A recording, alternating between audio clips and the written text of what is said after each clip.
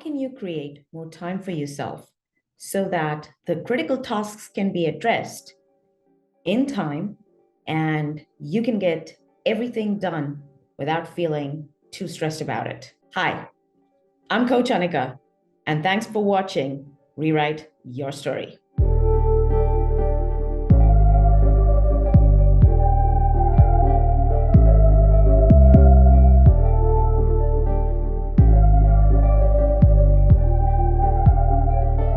In this episode, I'll be talking about how you can create more time for yourself so that the critical tasks can be addressed and you can get everything done without getting overwhelmed and very stressed about it.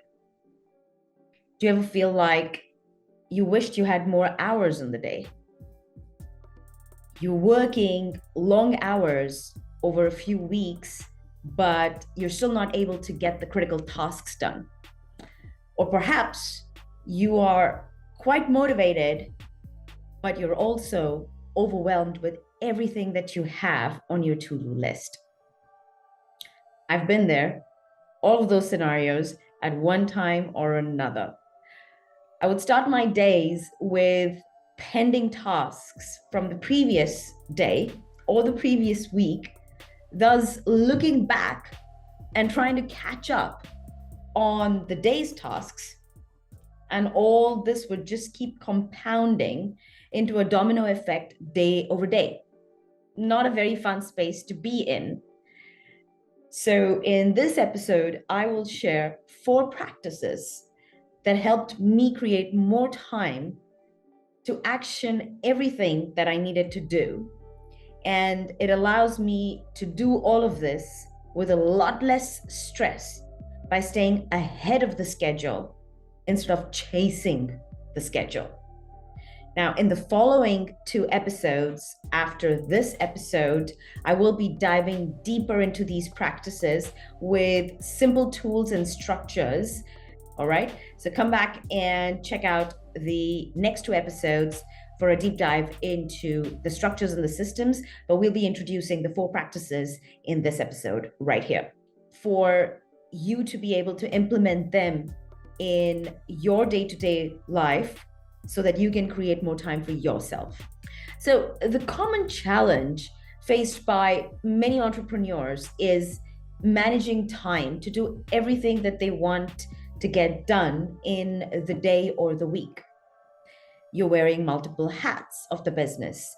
You're planning things, you're overseeing things, you're executing tasks across various business skills, forgetting the business, running the business, and managing the business, the day-to-day affairs. So you're actually challenged with 2 issues. There is multiplicity all around. You are doing the work of 3 to 4 people. All the roles cannot play at the same time, not by you alone, at least. So this requires judicious self-organization. The role that you have to play or the hats that you have to wear require a diverse set of skills, right? You can't multitask on this, whether it's between your accounting, your operations, your marketing, and the actual project work or the business development work that you need to do. Each of this requires a different set of skills. You can't multitask on this if you want to avoid errors and duplication of your work efforts.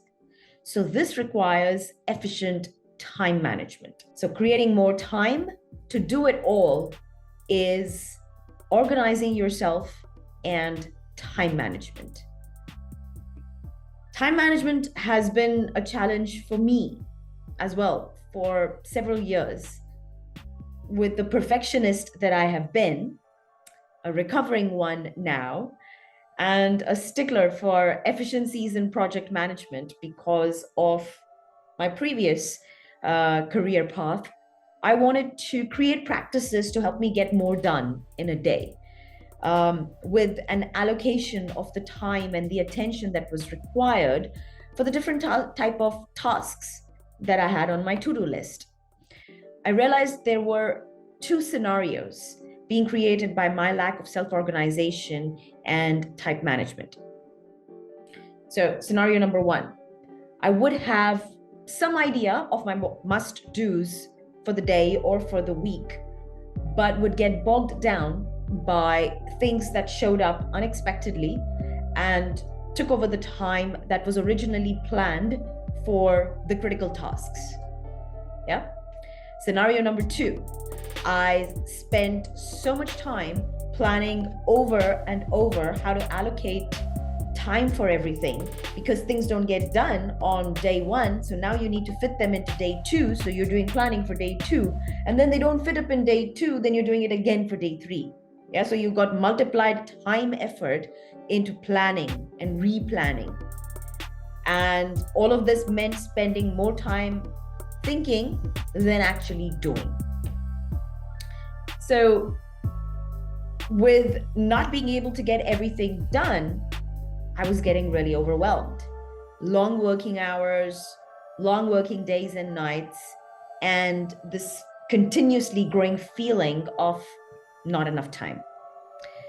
So I went into, checking out what can I do about this, and reading about high performance productivity, learning from several experts in the field, and through some trial and error on my own. These are 4 practices that I came up with to help me organize myself judiciously and manage my time efficiently. Now, these aren't practices that I have created, but these are the practices that I have adapted in this structured format that worked for me, and I hope that they help you as well. These would get things done without spending too much time stressing about not getting it done and then taking the time to de-stress out of it. More additional unnecessary time that can be avoided. So practices 1 and 2 are to organize yourself. This is prioritizing your tasks and breaking them down into monthly, weekly, and daily actions. Practice number 2 is systemizing yourself through own physical systems and delegate systems to others. Yeah. Practices 3 and 4 are to manage your time. Practice number 3 is set and protect the boundaries for physical space, for time, and for you. And practice number 4 is to review weekly to assess your progress and modify your time strategy until you get it right. This is an iterative process. So 1 and 2 to organize yourself, that is prioritize and systemize, and 3 and 4 to manage your time, that is set and review. Join me in the next 2 episodes where I will be taking a deep dive into the 2 practices to organize yourself and the 2 practices to manage your time so that you can create more time for yourself. Send me your comments, send me your thoughts, send me your questions, drop me a line in the comments below, or reach out to me on the contact details that you'll find in the description below. Until next episode, take care and stay awesome.